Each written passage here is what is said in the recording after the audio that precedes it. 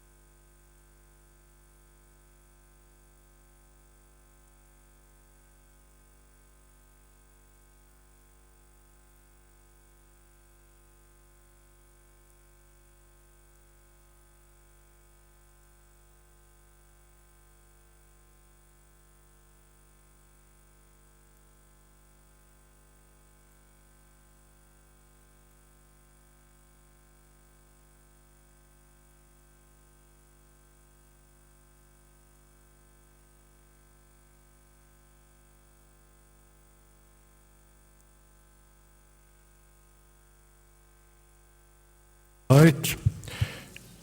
Saudamos os nossos telespectadores, estão agora em sintonia connosco, ou já estão há alguns segundos em sintonia connosco. Bem-vindos ao nosso trabalho de hoje, agora para todos. Vamos começar e vamos cantar uma canção. Aquela foi só para ver se sintonizávamos as nossas mentes e não este brouhaha que nem deixava ouvir a música de fundo que está a ser transmitida. Que estava? Página 39.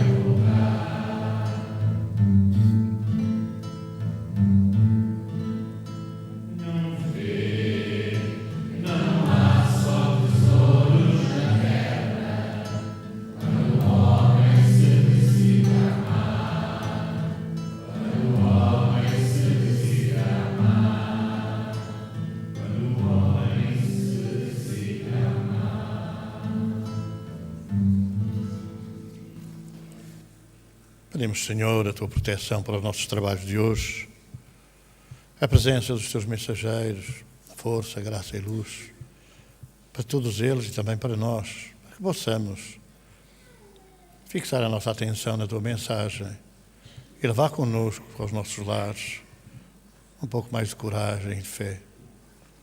Nos abençoa os trabalhos que vamos iniciar. Página 29.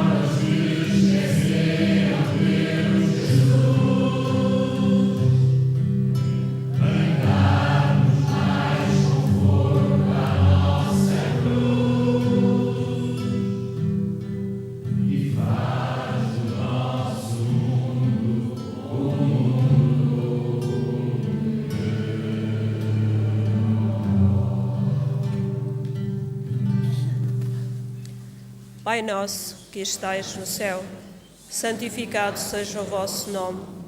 Venha a nós o vosso reino. Seja feita a vossa vontade, assim na terra como no céu. O pão nosso de cada dia nos dai hoje. Perdoai-nos as nossas ofensas, assim como nós perdoarmos a quem nos tem ofendido. E não nos deixeis cair em tentação, mas livrai-nos do mal.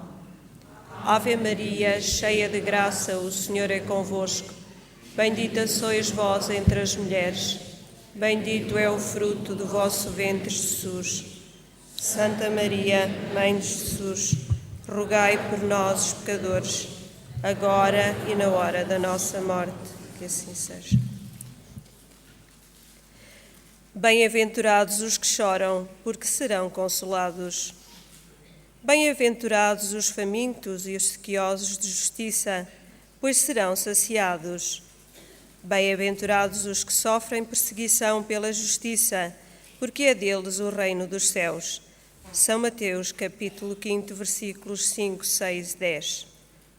Bem-aventurados vós que sois pobres, porque é vosso o reino dos céus. Bem-aventurados vós que tendes agora fome, porque sereis saciados. Bem-aventurados vós que agora chorais, porque rireis. São Lucas, capítulo 6, versículos 20 e 21. Mas infelizes de vós, os ricos, porque tendes a vossa consolação no mundo. Infelizes de vós que estáis saciados, porque ireis ter fome. Infelizes de vós que rides agora, porque sereis reduzidos ao choro e às lágrimas. Lucas, capítulo 6, versículos 24 e 25. Justiça das aflições. As compensações que Jesus promete aos aflitos na terra só podem ter lugar na vida futura. Sem a certeza no futuro, estas máximas não teriam sentido, seriam até engano. Mesmo com esta certeza, dificilmente se compreende a utilidade de sofrer para ser feliz. É, diz-se, para ter mais mérito. Mas então perguntamo-nos por que é que uns sofrem mais do que outros? Por que é que uns nascem na miséria e outros na opulência? Sem nada terem feito para justificar esta situação. Por que é que a uns nada sorri, enquanto a outros tudo parece sorrir? Mas o que ainda compreendemos menos é ver os bens e os males tão desigualmente partilhados entre o vício e a virtude. É ver os homens virtuosos sofrer ao lado dos maus que prosperam. A fé no futuro pode consolar e levar a ter paciência, mas ela não explica essas anomalias que parecem desmentir a justiça de Deus. No entanto, desde que aceitemos Deus, não o podemos conceber sem o infinito das perfeições. Ele tem que ser todo-poderoso, todo justiça, todo bondade. Sem o que não seria Deus, se Deus é soberanamente bom e justo, não pode agir por capricho, nem com parcialidade. As vicissitudes da vida têm então uma causa. E porque Deus é justo, essa causa deve ser justa. Eis o que cada um deve interiorizar. Deus pôs os homens no caminho desta causa pelos ensinamentos de Jesus e hoje, julgando-os suficientemente maduros para os compreender, revela-os completamente pelo Espiritismo. O mesmo é dizer, pela voz dos Espíritos. É uma passagem do Evangelho segundo o Espiritismo de Allan Kardec.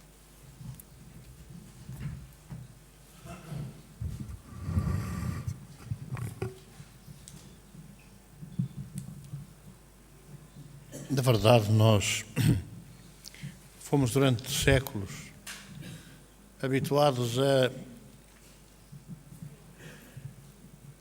saber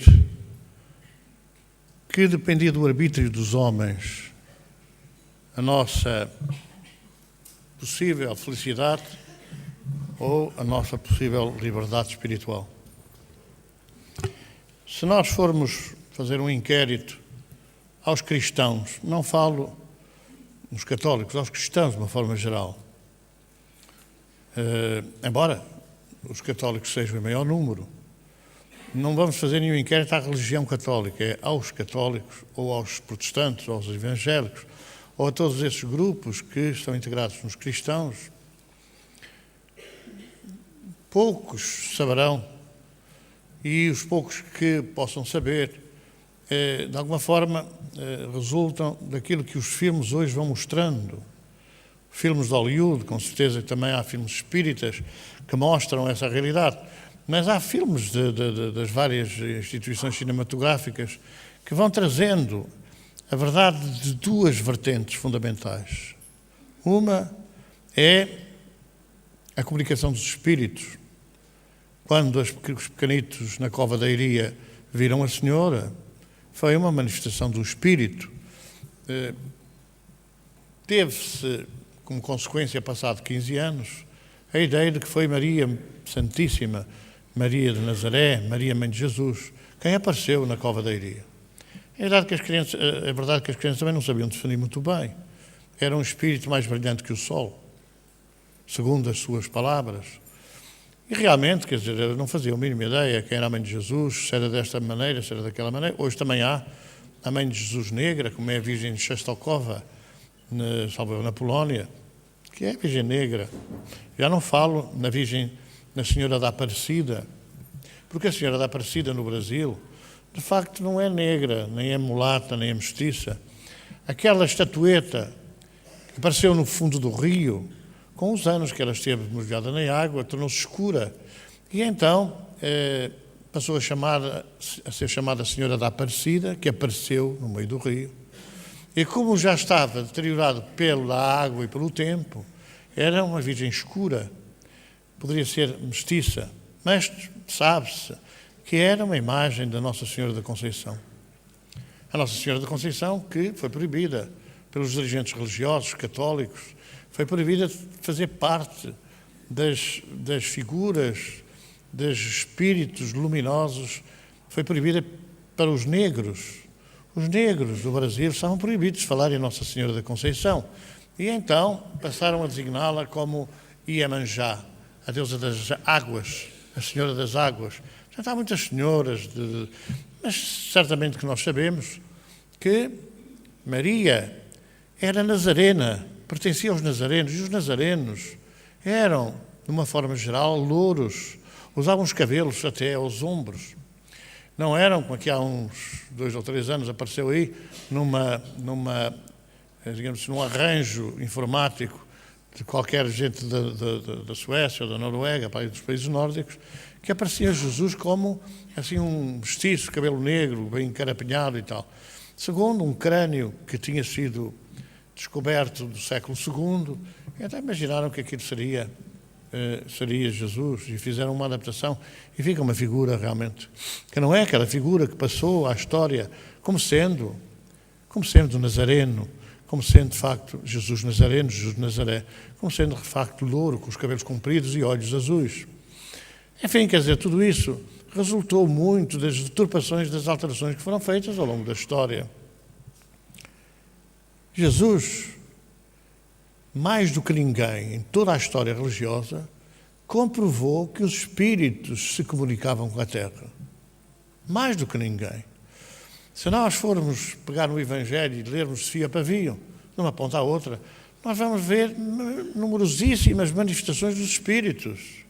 Sejam de luz, ou sejam espíritos atrasados, espíritos inferiores, espíritos diabólicos, como a gente queira dizer.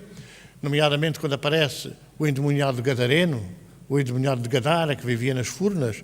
As furnas eram grutas nas montanhas onde enterravam os mortos. Basta dizer que Jesus também foi sepultado inicialmente numa sepultura com uma pedra, com uma tipo modo moinho à porta, não é? E eram sepultados ali, nas montanhas, nessas grutas das montanhas.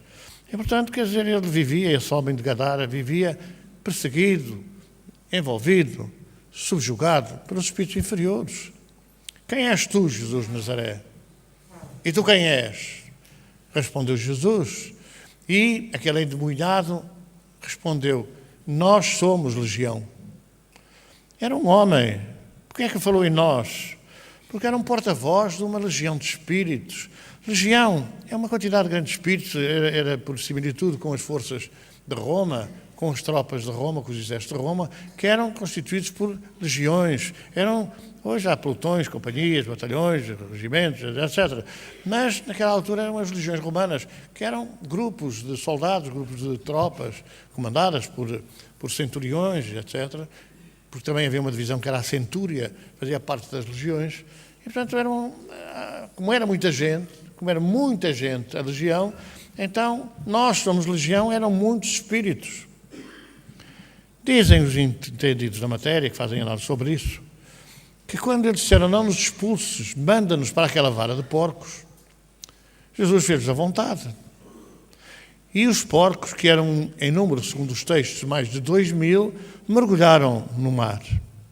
Nós sabemos que os porcos se afurdam à procura de água, mas não se metem na água. Aliás, têm aversão à água. Então, era uma demonstração de que eram mais de 2.000 os espíritos que subjugavam, ou constituíam, digamos assim, a falange que subjugava aquele homem de Gadara. Quando os porcos mergulharam na água, o homem ficou bom. O homem ficou curado. Então há uma influência dos espíritos que às vezes têm número que não se pode imaginar. Os espíritos das trevas, os espíritos inferiores, fazem convénios uns com os outros. Quer dizer, quando um espírito aparece a querer vingar-se de alguém que está na Terra, por razões que são lógicas e racionais, os outros ajudam-no, na certeza de que a seguir esse vai ajudar os outros. Pelo século XIII, XII, havia uma organização religiosa chamada os Vingadores. Há uns filmes que falam em nome da Rosa, mas não sei o que mais. Houve uma altura que os assassinos, les assassins, que eram grupos que eram organizados para matar, para assassinar. Pelo século XIII, 1200 e tal, estavam organizados nas abadias religiosas, em muitas abadias religiosas, e muitas delas que passaram à história com o nome da abadia dos Beneditinos, e era dos Beneditinos porque quem organizou isto pela primeira vez se chamava Benedito. Então essas pessoas eram mais ou menos fruto dos duelos, fruto das guerras e das lutas, eram mais ou menos constrangidos, perdiam tudo na sequência digamos assim, da derrota nesses duelos, perdiam tudo e então eram mandados, eram metidos nessas abadias que eram verdadeiras prisões.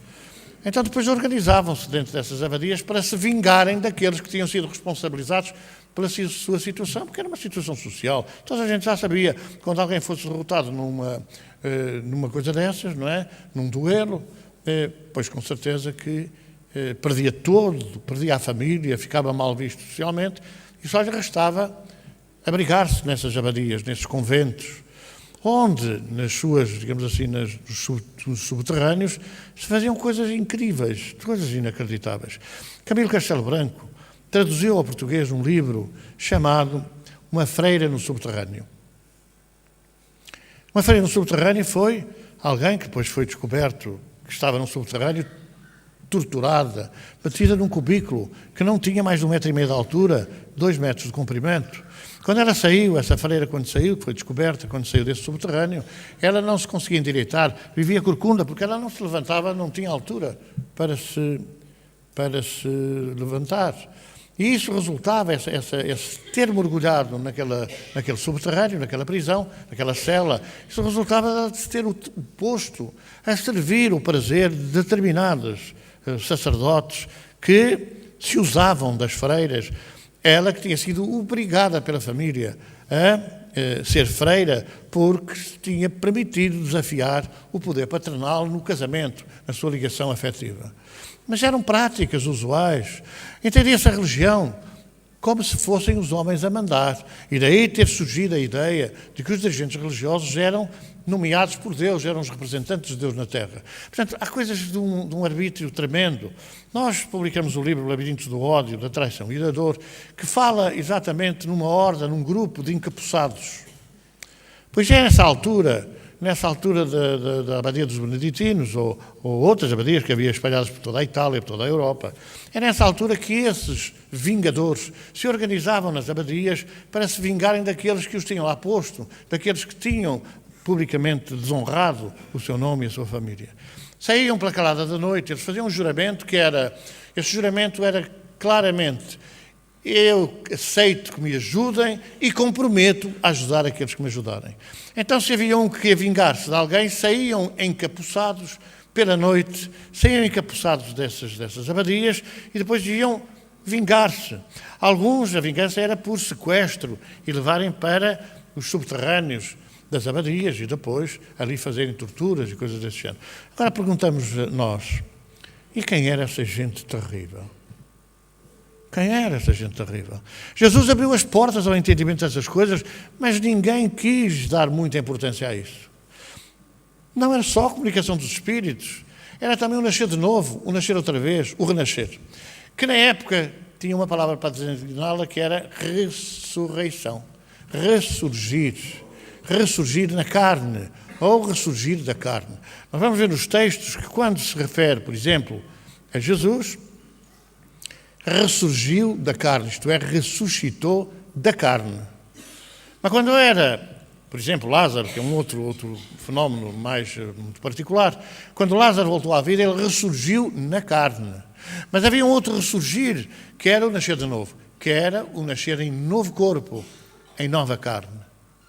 Pois bem, estas ideias básicas que Jesus transmitiu, a comunicação dos espíritos ou a reencarnação, foram pura e simplesmente proibidas. Até o século IV, já temos dito isso, era uma aceitação tácita dos religiosos, dos cristãos, que não ainda dos católicos, porque católica é uma designação para a religião cristã que era universal. Católica é uma palavra que não é portuguesa, mas que quer dizer universal só, não quer dizer mais nada. Como Evangelho, já temos dito também, não é uma palavra portuguesa. Foi adaptada ao português com o nome de Evangelho, mas a palavra é grega. E, portanto, essas palavras que foram tomadas como nas línguas nativas, nas línguas dos cristãos, até ao século IV, eram claras na sua significação.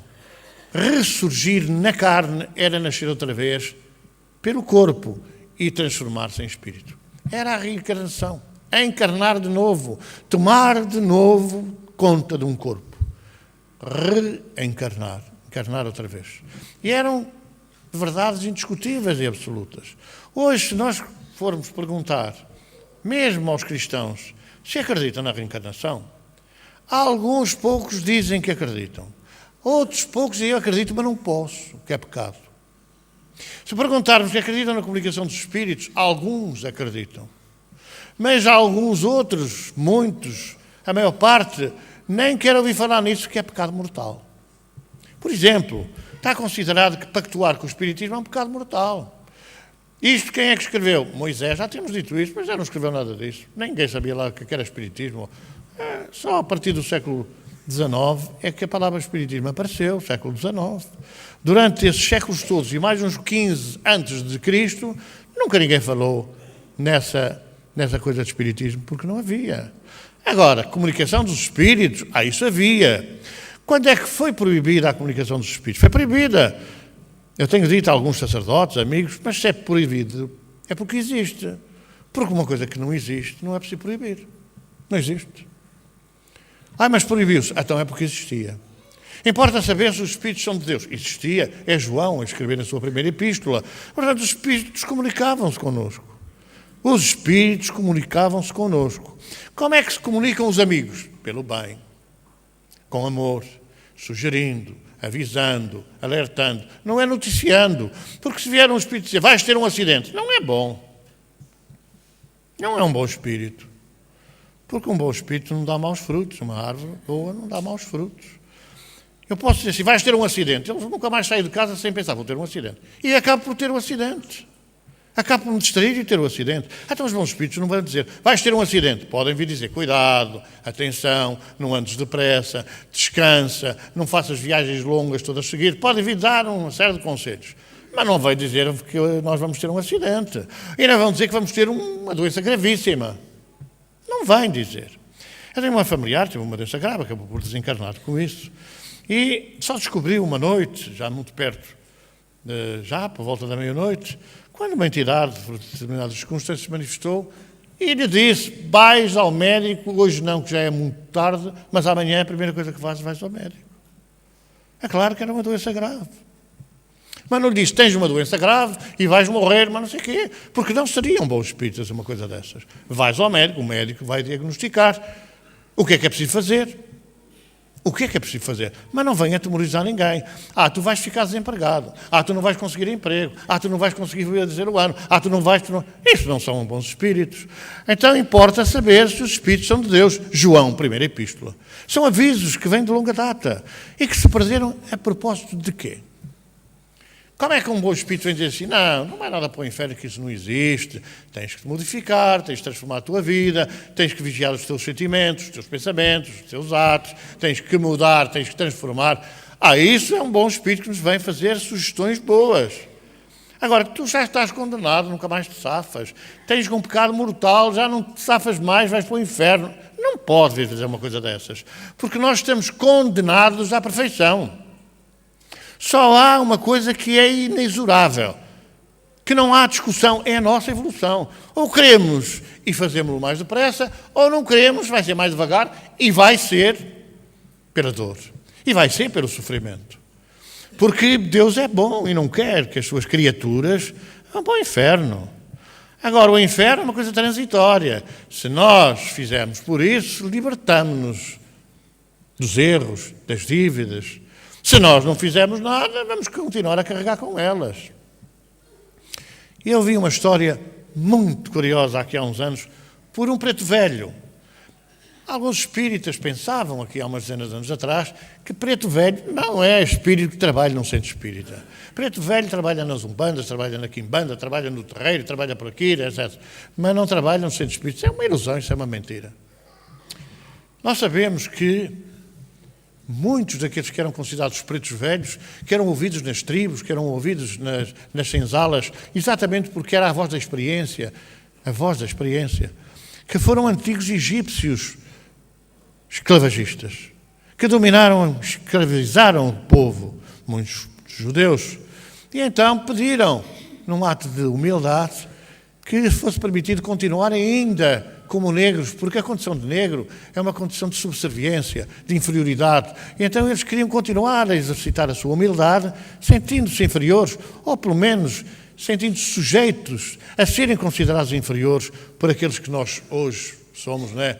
Mas que éramos de outro tempo, entendíamos que éramos os melhores, que éramos acima de tudo os outros, o resto é tudo gente atrasada e por aí fora. Então há espíritos desses, pretos velhos, que têm conhecimentos científicos. E vejam-se como eles têm, às vezes, conhecimentos na área da fitoterapia, na área do tratamento pelas plantas, na área do tratamento pelos produtos naturais. Porque era essa época do antigo egípcio que eles necessitavam como médicos, como pessoas ligadas a essa arte de curar, eles necessitavam isto, então têm conhecimentos profundos. Mas hoje, nesse deambular pela regeneração, ou a caminho da regeneração, vivem essa situação de serem considerados inferiores para continuarem a aguentar, a ouvir, a serem sectarizados e a dominarem o seu orgulho, que era o orgulho de antigamente. Então, nós ouvimos de um preto velho uma história curiosa. Dizia ele assim: dois homens foram confrontados com carregarem a sua cruz. A cruz é nossa. Não há filmes que não têm nada a ver até com grande espiritualidade, em que Jesus, a caminho do Calvário, caia e a cruz ou o madeiro seja lançado fora. Quase sempre, reparem nos filmes, quase sempre Jesus cai e o madeiro fica em cima das costas. É uma lição. A cruz é de cada um e cada um tem que a levar. Cada um tem que levar a sua cruz. Nós não podemos levar a cruz dos outros. Mas Simão Cirineu, foi autorizado ou foi chamado para ajudar Jesus a levar a cruz. Mas não foi Jesus que o chamou, porque eles não permitiam uma coisa dessas. Foram os próprios soldados, como viram que ele já não aguentava, que chamaram Simão Cirineu para levar a cruz durante um certo espaço de tempo. Então a cruz é nossa. E dizia o nosso irmão: dois homens foram mandados levar a sua cruz por determinada caminho por uma determinada estrada. Havia o esperto e havia o que não era esperto, não é? Porque há sempre uns chicos espertos que procuram atirar a cruz para cima dos outros, procuram disfarçar-se das coisas e atirar o sofrimento para cima dos outros. E então os dois carregaram a sua cruz e fizeram um sinal de partida para uma grande maratona. Lá foram por aí fora. O esperto, não é? O esperto andou um bocadinho mais ligeiro, o outro era muito débil fisicamente, atrasou-se. De repente o esperto cortou um bocado a cruz. Levava um serrote, cortou um bocado. E andou mais um bocado, foi-se distanciando. Depois cortou mais outro bocado. Quando chegou, passado um tempão, junto de um rio, não é? Olhou aquela imensidade da água, tinha um bocadito de madeira na mão e ficou sentado à beira da água. O que é que eu vou fazer para passar a água, para passar o rio? Tinha metido um pé que ele era fundo, voltou para trás. Passado muito tempo, chegou, não é? O ignorante, entre aspas, o burro, com a sua cruz ainda grande, deve ter dito assim o outro, olha que burro, se fizesse como eu, tinha também cortado a cruz. Só que ele, na sua simplicidade e na sua humildade, pousou a cruz sobre a água. A cruz boiou. Ele, como se fosse uma boia, agarrou-se à cruz e atravessou por outro lado. Os chicos espertos assim, bolas, tenho que ir buscar os outros bocados de madeira todos atrás, que é para fazer o mesmo. Ninguém pode desfardar-se da sua cruz. Até ao último centelo, até ao último momento. Temos que sorver a taça até à última gota. Jesus ensinou isso. Mas nós achamos que vamos desfardar. Vamos ao padre, a gente prejudica quem prejudicar, diga mal de quem quiser, de toda a gente, faça isto, calunie, faça aquilo outro e tal, porque depois vamos ao sacerdote, padre, pequei, perdoa-me, juro-se encomendar-te nunca mais tornar a ofender, juro firmemente encomendar-me nunca mais tornar a ofender, e espero perdão, assim com o olho aberto para ver se das minhas culpas, amém. E já está tudo perdoado, quer dizer, não é? Chega lá ao peito do rio, que já tinha um tocozinho de madeira, pois é, pá, por ser esperto demais, pega lá uma cruz inteira para passar para o outro lado. Não funciona assim. As coisas não funcionam assim. É evidente que nós temos que aprender a compreender estas coisas. A compreender estas coisas.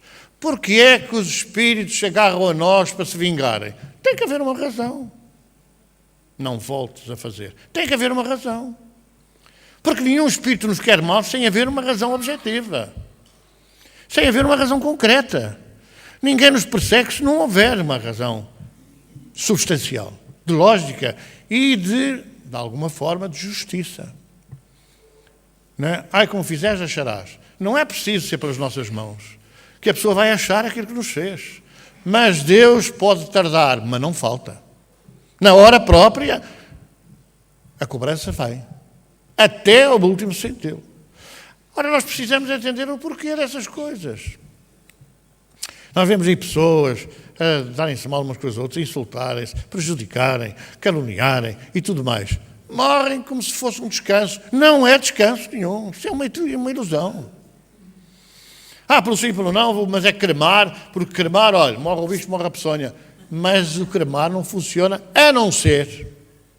Funciona assim. A não ser quando a pessoa tem dívidas graves na área do fogo.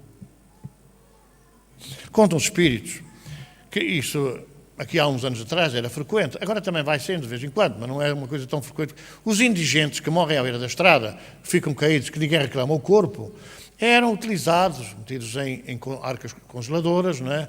E depois eram utilizados nas experiências laboratoriais, nos trabalhos de investigação, nas universidades e tal.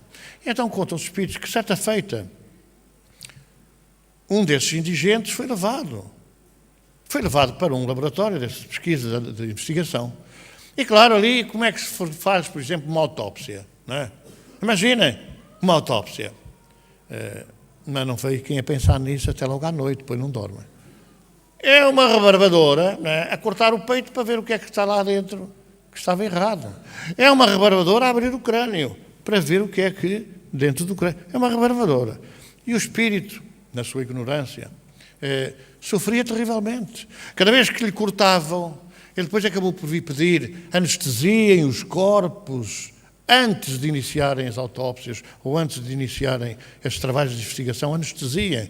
É evidente que às vezes funciona, espiritualmente funciona, porque nessa circunstância o espírito desliga-se do corpo. Mas Tem que haver uma causa para que as pessoas sejam sujeitas a essas experiências, não é? Tem que haver uma causa para que se tenha tornado indigente e ninguém tenha reclamado do corpo. Tem que haver uma causa, tem que haver um motivo muito sério. Então, eles fizeram 30 pomalinhas, fizeram as experiências todas, retalharam, cortaram, etc. Quando já não podiam aproveitar mais nada, o que é que fizeram? Ligaram todos os ossos por fios, por cordões, por coisas não sei o quê, e fizeram o esqueleto. O esqueleto também é para ser estudado, não é? Na área da medicina, e então penduraram o esqueleto lá numa coisa muito bonita, até que eles iam lá, olha, aqui está a tíbia, e o perónio, e mais o húmero, e o fêmur, e a cabeça, e tal, e faziam aquele estudo todo. Um dia, um estudante, inadvertidamente, entrou no laboratório, meio às cegas, não é? Era frequente beberem umas cervejolas, não sei se foi por causa disso ou não. O que é facto é que encostou-se ao esqueleto, e o esqueleto caiu ao chão todo desfeito. Nesse momento, é que o espírito se libertou daquele esqueleto. O espírito tinha estado agarrado ao corpo e tinha sentido tudo com um sofrimento tremendo. Porque, sem saber que tinha morrido, sentia tudo como se estivesse a ser retalhado, cortado, etc. Vivo. Como se estivesse a sentir aquilo tudo vivo. E então, naquele instante final, até o último centímetro, desconjuntou-se o esqueleto e o espírito saiu. E depois veio pedir que fizessem isto, aquilo, aquilo. Porque não é fácil nós descobrirmos que morremos, isto é, que desencarnamos. É claro, é muito mais difícil quando a gente, ao explicar estas coisas, as pessoas adormecem, isso é muito pior. Porque então, nem daqui por 10 reencarnações, as pessoas aprendem essas questões, não aprendem mesmo, é escusado. Mas nós temos que saber que a morte não é aquilo que nos impingiram. Porquê é que as pessoas têm medo da morte? Porque nos impingiram o terror, o juízo final, a separação dos cabritos das ovelhas, o julgamento. Não há julgamento nenhum, senão pela nossa própria consciência. A nossa própria consciência é que nos julga a nós próprios. Os atos errados, tudo fica claro. Tudo aquilo que a gente fez de errado, ou aquelas coisas boas que podiam ter feito e por omissão não fizemos, tudo vem ao consciente. Tudo vem à memória, à lembrança. E as coisas boas? Poderão vir também, porque são atenuantes, porque são ajudas, auxílio, para o sofrimento não ser tão grande. Mas as pessoas não sabem que morrem.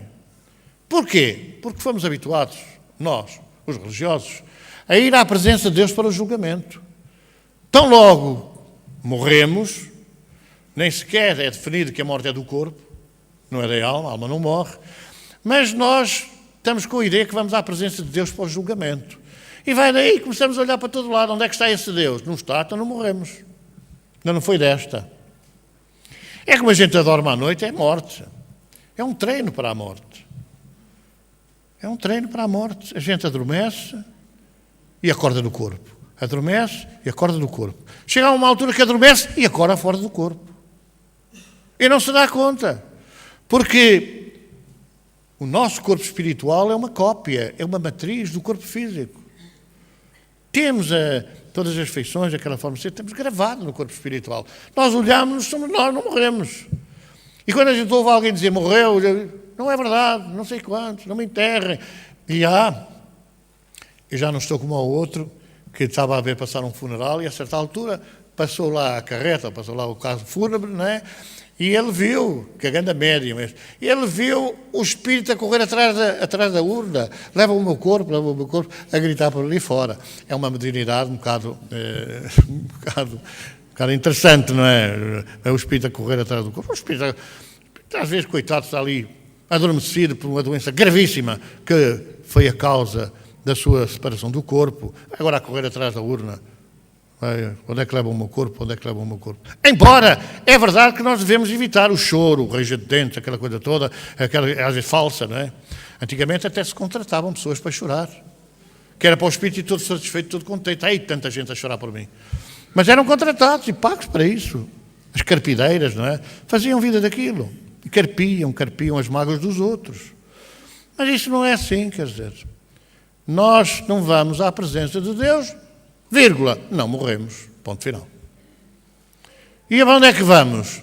Para a casa de onde saímos. Jesus fala no Evangelho de Mateus, no capítulo 12, uma coisa muito interessante. Quando o espírito impuro sai de um homem, vejam só, está lá, vão lá ver o Evangelho de São Mateus, capítulo, para não perder muito tempo, 42 e seguintes. Quando o espírito sai de um homem, porque o ser humano somos nós, espírito, corpo espiritual, ou perispírito, e corpo físico. Isto é que é um homem. É o homem, o ser humano. Quando o espírito sai, o corpo ou morreu ou está adormecido, pode acontecer isso durante a noite, pode acontecer nos sonhos e nos pesadelos. Mas Jesus dizia, quando o espírito sai de um homem, vagueia um espírito impuro. Quem são os espíritos impuros? São aqueles que não são puros. É assim. Os espíritos impuros somos todos. Todos. Quando formos espíritos puros, estaremos dos mundos divinos, então deixaremos de vir de um corpo humano. Já não temos esse espírito tenso, material ou materialista. Vagueia por sítios áridos em busca de repouso e não encontra. Todos nós, quando saímos do corpo, todos nós ficamos naquela perplexidade. Não, eu não morri. E voltamos para o corpo. Vagueia por sítios áridos em busca de repouso, não encontra. Então, Jesus a falar, volta para a casa de onde saiu. Sai de um homem, volta para a casa de onde saiu. E encontra limpa, varrida e arrumada. O ambiente onde ele estava. E chega à conclusão, muitas vezes, que foi mandado para as profundezas do inferno, para as pedras negras, amarrado de qualquer maneira, expulso, exorcizado. Mas os espíritos, na sua simplicidade, vão em busca de repouso. Como não encontram, voltam para a casa onde estavam, para o pé da família, para o pé dos amigos. Encontra limpa, varrida e arrumada, isto é, o que aconteceu foi que a família quis desfardar dele, mandou embora, mandou rezar missas por andar, mandou fazer isto, fazer umas bruxarias, fazer umas coisas assim desse género. Então fica revoltado e diz Jesus. Então sai, vai procurar outros espíritos piores do que ele e regressa. O estado final daquele homem, a casa, é pior do que o primeiro. Mateus, capítulo 12, leiam todo. É o Evangelho de Jesus. Então nós saímos do corpo e às vezes vamos em busca de repouso. Não encontramos, voltamos para onde a gente estava. Não fomos à presença de Deus para o julgamento, porque não é verdade. Deus não é justiceiro, Jesus não é Deus. Deus não é justiceiro e, portanto, não vai fazer essa justiça. Nós fazemos a justiça de acordo com o nosso comportamento, com a nossa conduta, com a nossa maneira de ser, com aquilo que a gente fez. Fundamentalmente errado, com o que prejudicamos os outros. Não matar ou causar outro dano. No corpo, nem alma, a nós, como diz o texto, a si mesmo ou ao próximo. Então é esse julgamento consciencial que nós fazemos. E a nossa consciência para esse julgamento é Deus em nós. Então, os religiosos cristãos não vão à presença de Deus, logo não morreram, continuam a andar por aí. Mas os materialistas, pior, porque para os materialistas, essa coisa da alma isso é para enganar o povo, não é? Essa coisa da religião é para enganar o povo, é o ópio do povo, essa coisa do povo. Qual alma, qual carapuça, não há nada. Às vezes, na hora da morte, já há. Alguns desses materialistas chegam à hora da morte e nós conhecemos um que até embirrou, já estava quase a morrer, embirrou com um crucifixo que estava num quarto da casa de saúde onde ele estava a morrer e mandou tirar o crucifixo da parede. Não morreu na mesma. Morreu mesmo, não desencarnou. Esse morreu mesmo. Morreu mesmo e pronto, foi para o outro lado com convicção. Não é alma. Mas não morreu, que está vivo. Não é? Isto é, sente-se vivo, vírgula, não morreu e volta outra vez para onde estava. E continua a andar por aí a artesanar a cabeça aos correligionários ou àqueles que não são correligionários. Portanto, os materialistas também não acreditam porque, quer dizer, estão vivos. Não estão em alma, que a alma não existe. A alma não existe, então não morreram ainda. E é esta certeza, entre aspas, que todos nós alimentamos quando deixamos o corpo. Ainda não fui à presença de Deus, então não morri. Eu ainda não acabou tudo, porque acaba tudo, porque a morte acaba com tudo, então é que eu também não morri. E é esta ignorância que faz com que eles andem por aí aos magotes e que os nossos familiares, ao sentirem que não morreram, Pois vão outra vez, querem os medicamentos, querem a sopa, querem aquela coisa, querem a atenção, querem que falem com eles, etc. A gente não fala, a gente não liga, não vai levar a medicação, não vai levar nada disso. Conclusão, ficam raivosos, ficam revoltados e atesanam-nos a cabeça. Esses desgraçados. Não, é uma questão de ignorância. Ignorância. E aqueles outros que a gente prejudicou, a quem a gente caluniou, a quem a gente fez muito mal, destruiu as famílias e os filhos e essa coisa toda. E esses, como é que ficam no meio disto tudo? Inimigos. Eu só não te acerto o passo se eu não quiser, se eu não puder. Aliás, peço vénia para dizer que muitos daqui dos presentes pensam assim. Eu só não me vinco se eu não puder. Eu só não me vinco se não puder. Portanto, é inerente à criatura humana. A gente morre mais fácil, porque agora ainda nos veem e a gente tem medo de ir para a cadeia. Mas depois não nos veem e a gente faz as coisas para calada. Faz as coisas traiçoeiramente. Mas faz mesmo, isto é uma verdade. Portanto, não é de admirar que muitos desses espíritos andem connosco. E convosco também, oremos. Não é? Andam connosco, andam à nossa volta, andam aí. Não há nenhum sítio para onde eles vão presos, nem há para as profundezas daqui ou da acolá. Deu uma telenovela aqui há uns anos, já deu 2 vezes ou 3, acho que já deu 3 vezes. A Viagem. Eu tenho a gravação de toda esta novela, para qualquer dia, quando já foram todos velhotes e não tiver mais nada que fazer, não é? Para sentarmos aí numa sala a ver a novela. E a explicar a novela.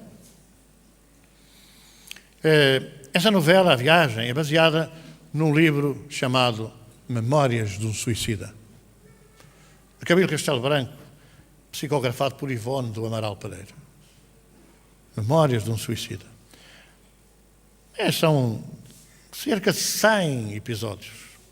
100 episódios. E fala lá claramente como é que as coisas funcionam, baseado naquela descrição de Camilo Castelo Branco. Camilo Castelo Branco suicidou-se. Camilo Castelo Branco suicidou-se, século XIX, a parte final do século XIX. Curiosamente, conheceu nessa vida Ivone do Amaral Pereira, não se chamava assim. Era uma senhora, não sei se também poetisa, nessa altura, que vivia em Portugal. E ela acabou dando uma entrevista, já nos anos 50, qual era a afinidade que ela tinha com Camilo Castelo Branco e com um suicida. E ela acaba por confessar que, de facto, também ela tinha fugido pela porta do suicídio, nessa altura em que Camilo também fugiu. Poderão ter-se encontrado no mundo espiritual na condição de suicidas e terem vivido e convivido episódios dantescos de grande sofrimento. Camilo terá estado 10 anos, 12 anos, no vale dos suicidas. Os espíritos partem para o mundo espiritual e juntam-se por afinidades. Os alcoólicos com os alcoólicos, os mentirosos com os mentirosos, os raivosos com os raivosos, os suicidas com os suicidas, os homicidas com os homicidas. E, portanto, quer dizer, é a mesma coisa que as senhoras que gostam de falar na vida dos outros, não é? Também gostam de se juntar umas às outras para costurar, para zurzir na vida dos outros. Porque se uma pessoa diz assim, não quer saber, já é como os fumadores, não é? Os fumadores, eu daí também falo com conhecimento de causa, os fumadores juntam-se uns aos outros, quando não tiverem cigarros deles, cravam os cigarros aos outros. Mas se for para cravar um cigarro a quem não fuma, não dá resultado. Vamos beber um copo, eu não bebo. Pronto, está arrumado, não há mais questões a pôr. Porque não interessa àquele que bebe convidar quem não bebe. Porque se bebe, ora agora pagas tu, ora agora pago eu. Se não bebe, agora pago eu e agora volto a pagar eu e etc. Não interessa, não convém. Então, no mundo espiritual, juntam-se por afinidades. Juntam-se por afinidades. E há filmes extraordinários que falam nestas coisas e que não são filmes espíritas. Always. O filme Always é sempre em português. A ligação não acaba, continua. E é uma história muito fantasticamente bonita, porque é a história de um piloto de combate aos incêndios e que morre num acidente para salvar um amigo.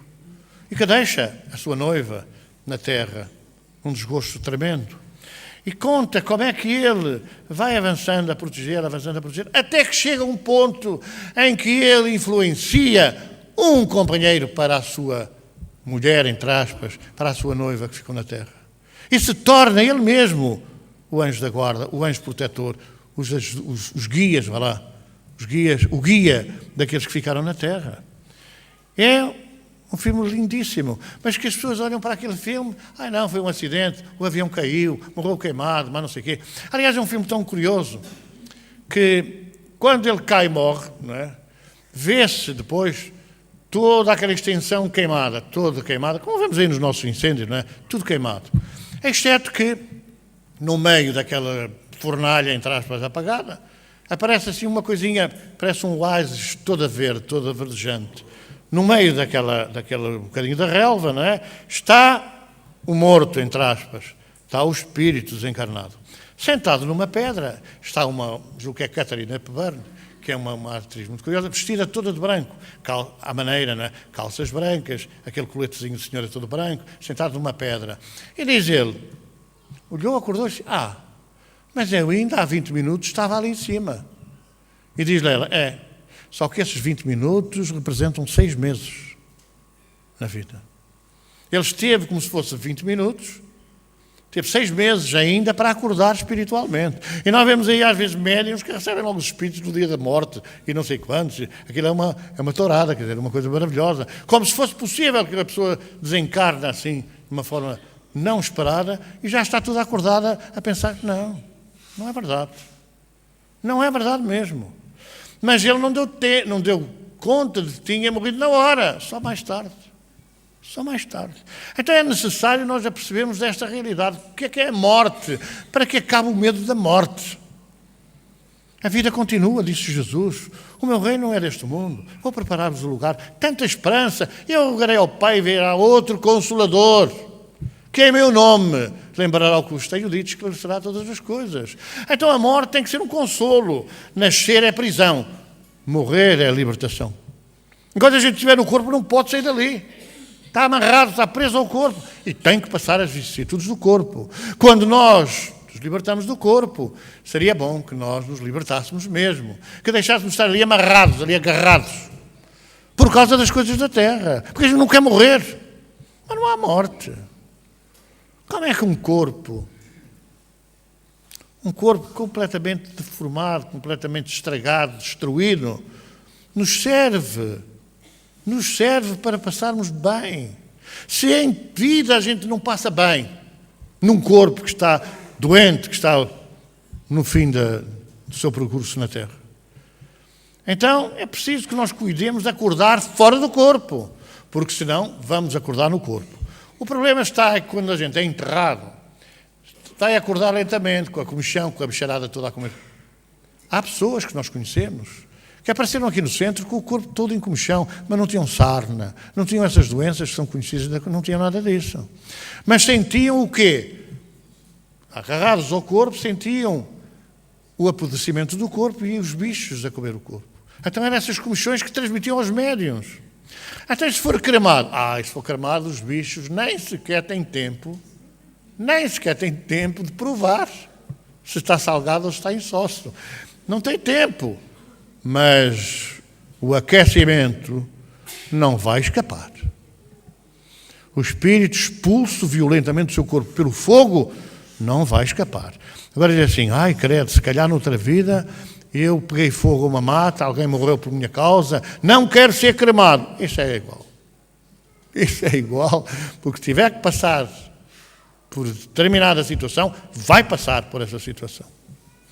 Então esta conversa é para quê? Para nós entendermos como joga a relação entre o mundo espiritual e o mundo físico, entre o mundo espiritual e o mundo material. O espiritismo é a ciência que estuda a origem, a natureza e o destino dos espíritos e as relações entre o mundo espiritual e o mundo material. Como eu já tenho dito, o Papa Francisco diz que os católicos têm que começar a pensar de onde vem origem, para onde vão destino, o que é que andam a fazer a natureza. Há 157 anos que o Espiritismo diz isso. É preciso, é a ciência, é o Espiritismo que ensina, que estuda a origem, a natureza e o destino dos espíritos, falando como o Papa. A origem, o destino e a natureza dos espíritos. E as relações que há entre o mundo espiritual e o mundo material. Vou preparar-vos o lugar. Então, é um lugar no mundo espiritual. Jesus não falou nessa questão?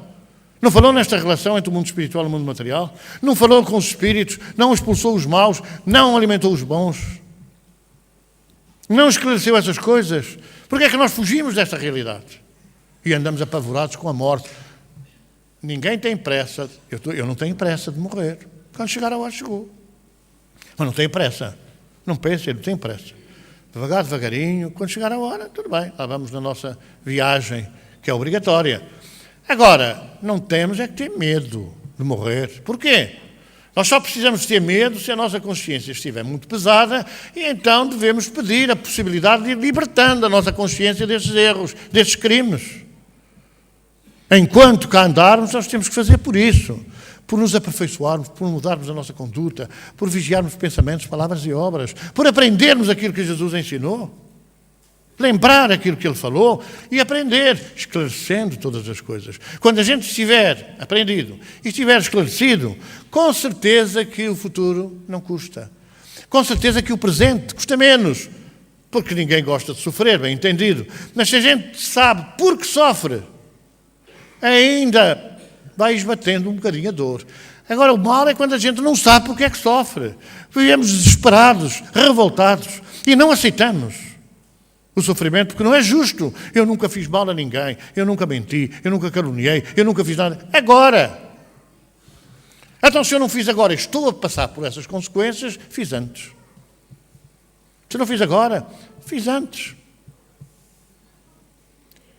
Os espíritos disseram, mas Deus existe, prova que Deus existe. É fácil provar que Deus existe. Tudo aquilo que os homens não fizeram, Deus fez. Tudo o que os homens não fizeram, Deus fez. Os homens não fizeram o firmamento, não fizeram as estrelas, nem os cometas, nem os planetas. E se pudessem evitar o vapor d'água que às vezes nessas pressões altas e pressões baixas e dão essas enchentes, esses tornados, essa brincadeira toda, nós evitávamos, mas não podemos fazer porque não é o homem que faz isso. Embora colabore muitas vezes, pelos pensamentos, pelas palavras, pelos atos. Há muita coisa que a gente, antes de julgar, precisa de conhecer. Mas não vamos hoje falar em tudo, não é? Porque não a palestra passa para além das 10 horas. Mas temos que analisar. Em vez de nos andarmos mais ou menos a entreter, em condenar os judeus, em condenar os palestinianos e os judeus, precisamos perceber quem são os judeus de hoje. Ou precisamos entender quem são os palestinianos de hoje. Como fizeres, acharás. Os que estão a fazer no nosso entendimento vão ter que achar. Como? Na próxima vinda como palestinianos. E os que estão a sofrer são aqueles que fizeram ontem. Porque ninguém sabe de onde vem nem para onde vai, falou Jesus. O Espírito é como o vento. Ninguém sabe de onde vem nem para onde vai. Portanto, antes de nós fazermos qualquer condenação, analisemos as coisas. Quando uma pessoa se põe umas explosivos à cintura e mata indiscriminadamente homens, mulheres e crianças, é crime. É crime. Contra a própria divindade. Ah, mas a pessoa imolou-se, morreu por Deus. Ninguém morre por Deus. Então agora vai aqui uma pessoa com umas granadas à cintura, deita-se ali, explode, morrem não sei quantos inocentes. Isso aí já está tudo certo. Ah, mas atira uma bomba. As bombas são cegas. Ou atira um roquete, ou atira uma... São cegos. A intenção de fazer, essa é que vai ser objeto de condenação do próprio e voltará na posição daqueles a quem subjugou, a quem prejudicou, a quem torturou, a quem assassinou e por aí afora. Então, tudo é uma questão de resgate. Aí a gente é acusado injustamente. Então é porque acusou. Acusou injustamente, está de volta para pagar por isso. Caluniou. Está caluniado, mas eu nunca caluniei ninguém. Agora, mas certeza que em outro tempo fez jus a que agora receba de volta aquilo que semeou. A sementeira é livre, não pode fazer o que quiser, mas a colheita a seguir vai ser obrigatória. E é nesta perspectiva que é fundamental. Não é fundamental ir à sala de trabalho tirar espíritos. A sala de trabalho é para ajudar os espíritos a acordar por outra realidade, a perceberem a dimensão da verdade. Muitos nem chegam a ir à sala, vamos desculpar que eu vou afirmar, perentoriamente, sem quaisquer dúvidas. Muitos aqui ouvem aquilo que a gente está a falar e percebem que alguma coisa está errada e mudam. Não precisam de ir à sala. Mas outros mais renitentes, que não nos ouvem, precisam de ir à sala para a gente chegar à fala, ao diálogo com eles. Não é para dizerem o que é que querem, o que é que deixam de querer, se querem missas, se querem velas, se querem isto, se querem aquilo outro. Não é nada disso. É para serem ajudados, orientados, esclarecidos e convencidos a seguir outro caminho. Não é deixarem-nos. Porque se a gente não fizer nada para que eles nos deixem, vão uns, vêm outros. Vão uns e vêm outros. Diz-me quem és, dir-te-ei com quem andas. Se a gente não muda, vai continuar a andar com eles. Ai, mas estes já foram esclarecidos e foram embora. Vêm outros, porque a gente os chama. É esta realidade, é esta verdade que é preciso entender. Para quando forem à sala ao trabalho, entendam o que é que está a passar ali. E ajudem com as suas vibrações de compreensão. Seguramente que eles é que são as vítimas. Agora são carrascos. Nós é que os prejudicamos, agora estão-se a querer vingar. Então é bom que a gente ajude, de um lado e do outro, para podermos todos, sem exceção, libertarmos-nos e não sermos obrigados, como o tal de Adão e Eva, como aquela casta de espíritos que voltou à Terra nessa coisa do Adão e Eva, terem que ser expulsos da sua própria casa, do seu mundo, da morada da casa do Pai, para virem a outra morada resgatar os seus erros e modificarem-se. Vamos meditar sobre isso e vamos, daqui a pouco, quem for à sala, com essa predisposição, quem se manifestar precisa de ajuda. E é fundamental que aqueles que hoje se consideram vítimas os ajudem a esquecer aquilo que nós lhe fizemos para se quererem vingar de nós. Vamos fazer a nossa irradiação pelos doentes.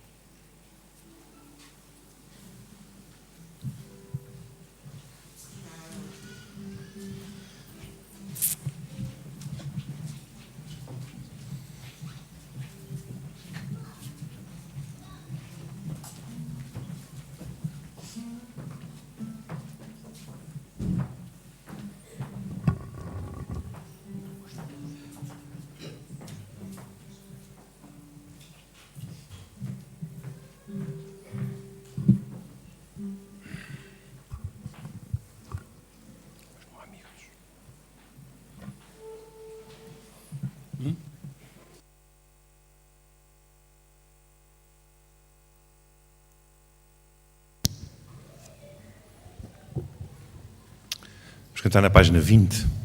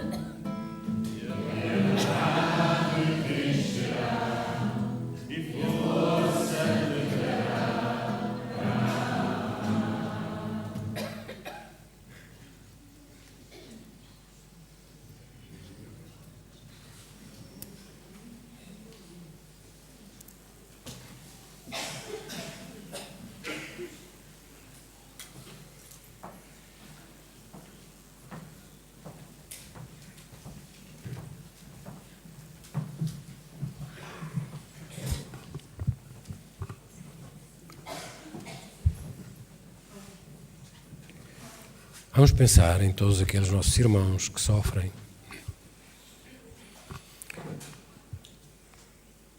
E os irmãos são aqueles que à nossa volta caminham conforme nós, procurando a paz, a esperança, procurando um dia melhor. Sofrimento é próprio do nosso mundo. Somos nós que teremos condições, como racionais que somos, como seres inteligentes que somos, em o fazer afastar de vez. Temos que caminhar nós todos. Por isso, orando por aqueles que mais sofrem, estamos dando oportunidade ao mundo espiritual, ao mundo bom, que possa recolher essas dádivas, essas vibrações, esses pedidos, essa ajuda que queremos dar a esses companheiros, sejam eles quem for. E eles recolhem.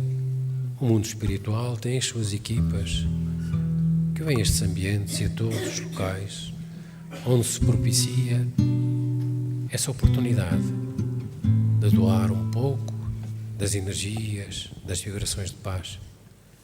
Por isso recordamos, Senhor, todos esses irmãos que por todo lado continuam na busca da esperança, um dia melhor, da cura, do alívio, da paz. Que eles possam, Senhor, com aquilo que hoje estamos a querer oferecer-lhes e que os bons amigos irão recolher, que eles possam, através daquilo que tu com certeza saberás doar, multiplicando o pouco que damos por tudo aquilo que eles merecem. Leva por isso, Senhor. É pouca a nossa oferta. Leva. És capaz desses companheiros, desses irmãos, possa ser aquela que eles ambicionam, particularmente aquela que eles mais merecem.